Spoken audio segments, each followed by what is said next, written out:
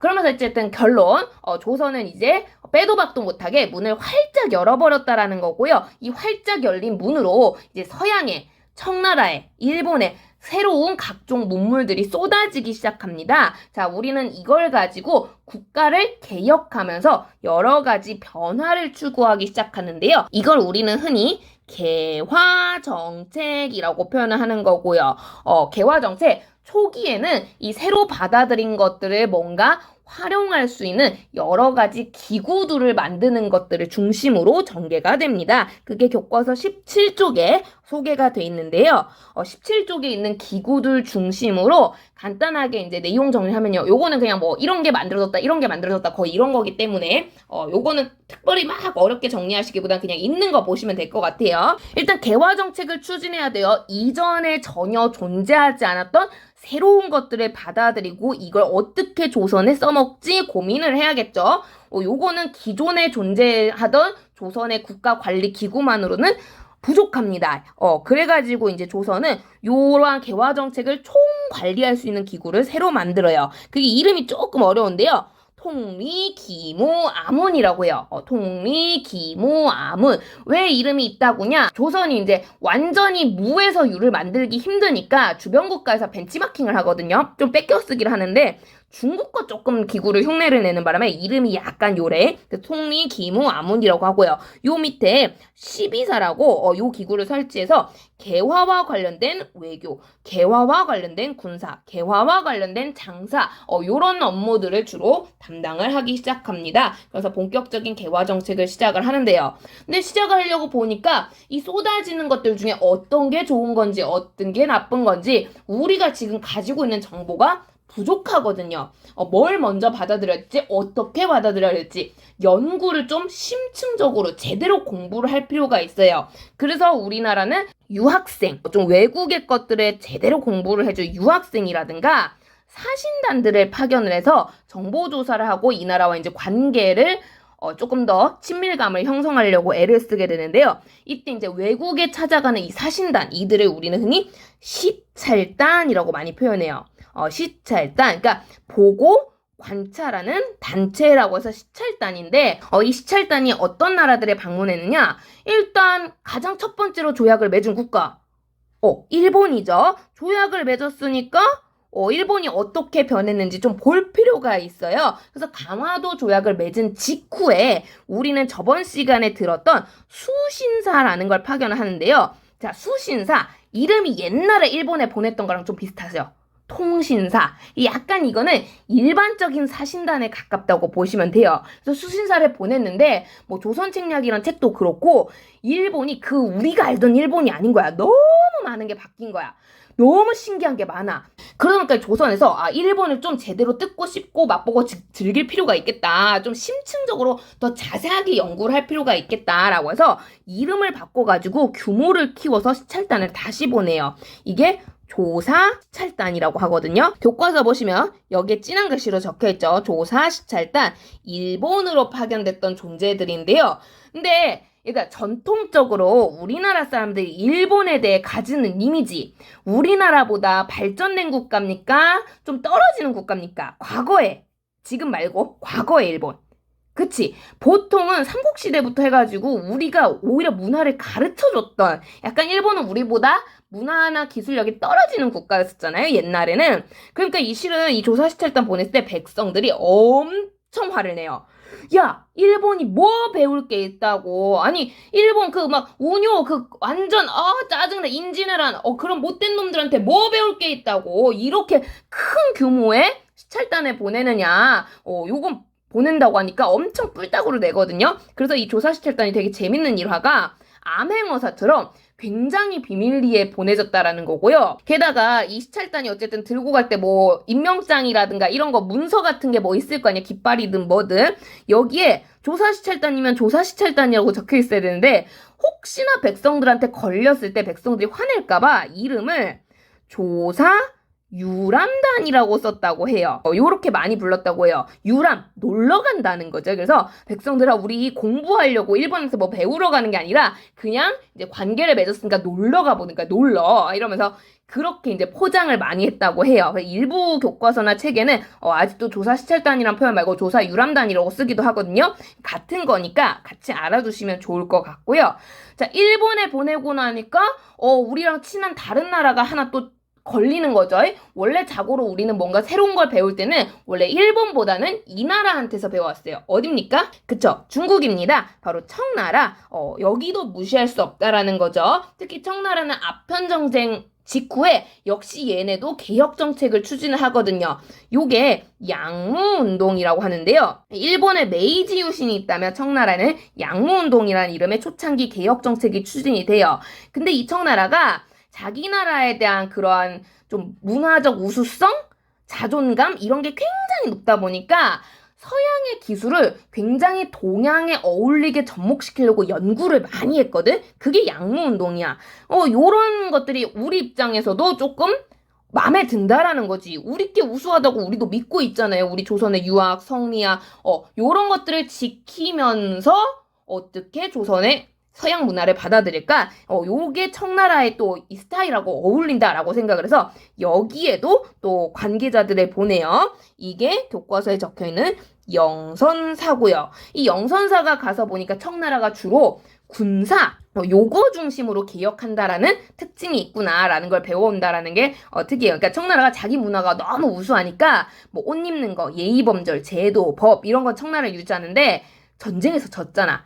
군사력은 서양이 확실히 세거든. 요거를 좀 뺏기려고 많이 애를 쓰는데 요거를 우리나라도 그대로 배워서 보다시피 여기 기기창이라고 해서 무기공장, 양무운동을 흉내내서 우리나라도 이런 것들을 만드는 모습을 보이게 되고요. 자, 이렇게 시찰단들이 막 파견되고 있을 때 우리가 드디어 서양 국가와도 조약을 맺었단 말이에요. 그 스타트가 미국이죠. 자, 미국. 조약을 맺었으니까 이 태평양 건너에 있는 미국이란 나라 어떤 나라인가 좀 볼 필요가 있어요. 자, 이것 때문에 역시 미국에도 시찰단을 파견을 하는데요. 자, 이들이 교과서에 보빙사절단이라고 되어 있고요. 흔히 줄여서 그냥 보빙사라고 이렇게 많이 부르게 되는데요. 특히 보빙사, 미국은 굉장히 거리가 멀기 때문에 상당히 대규모로 요 개화에 관심이 많은 그 예전에 했던 박교수, 오경석, 유홍기 이런 사람들 이제 제자들이 중심이 돼서 주로 파견이 됩니다. 그 대표적인 인물들이 여기 교과서에 사진으로도 소개가 돼 있는데요. 근데 여기서 여러분 이게 지금 교과서 여기에 소개하는 곳에 빠져 있어서요. 추가를 해주시면 좋은데요. 이 유길주 역시 보빙사로 같이 따라가서 미국을 시찰하는 모습을 보이게 되고요. 근데 미국 시찰하고 있을 때 우리가 이제 줄지어서 영국, 독일 이런 애들하고도 이제 조약을 맺기 시작하거든.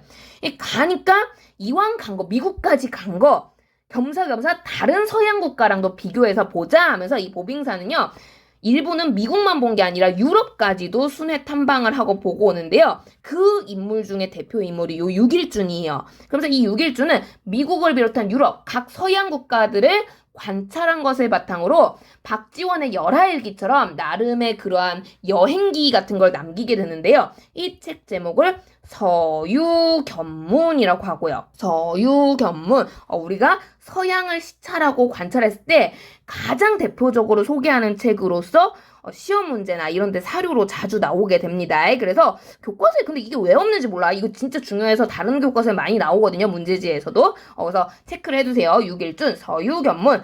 외국을 갔다 왔고요. 책 제목을 보면 딱 서유, 뭔가 유럽 세계, 서양 세계 갔다 왔다라는 게 느낌이 오죠. 그래서 요것만 보고도 보빙사구나 라고 여러분은 유추를 하실 수 있다라는 거예요.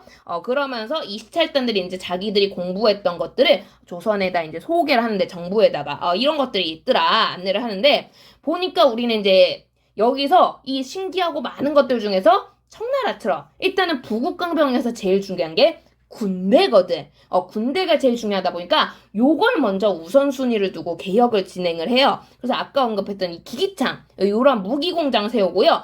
이 무기공장에서 생산한 무기들을 쓸 수 있을 만한 서양 스타일의 새로운 형태의 군대를 구성을 하게 되는 거죠. 요 새로운 군대를 우리는 흔히 별기군이라고 부르게 되는데요. 별기군. 우리가 정말 많은 투자를 해가지고 열심히 연구한 이러한 군사 훈련 방식을 도입한 새로운 형태의 군대예요. 당연히 아무나 들어갈 수 없고요. 신분이라든가 가문이라든가 이 사람의 그런 성적, 그 기존의 뭔가 학문 실력 이런 것들을 굉장히 여러 가지로 면밀하게 따져서 정말 인재 중에 인재를 골라 받아들여서 훈련시킨 군대고요. 근데 이게 서양 스타일의 군대잖아요. 그러면 이제 훈련을 할 때 우리가 이제 서양 훈련법을 다 모르니까 누굴 좀 초빙을 해야 되는데 재밌는 건 서양인들을 초빙하려니까 거리가 너무 멀거든. 그래서 근처에 우리랑 친밀한데 이미 서양화가 된 애들, 일본인을 초청을 해서 훈련을 시킵니다. 요게 조금 특이해요. 그래서 서양 스타일 군대니까 당연히 뭐 프랑스나 미국에서 데리고 오지 않았을까 생각을 할 수도 있지만 일본인 교관이 우리를 훈련을 시켰었고요. 자, 엄청나게 좋은 대우를 받으면서 훈련을 받았던 존재들입니다. 이게 이제 별기군인데 문제는 이 별기군이 대우가 좋아도 너무 좋아요. 그러니까 인재 중에 인재를 골라서 훈련시키다 보니까 나라가 그에 맞게 대접을 하는 거죠. 근데 여러분 이게 신식군대거든요. 신식군대라는 얘기는 새롭잖아, 신.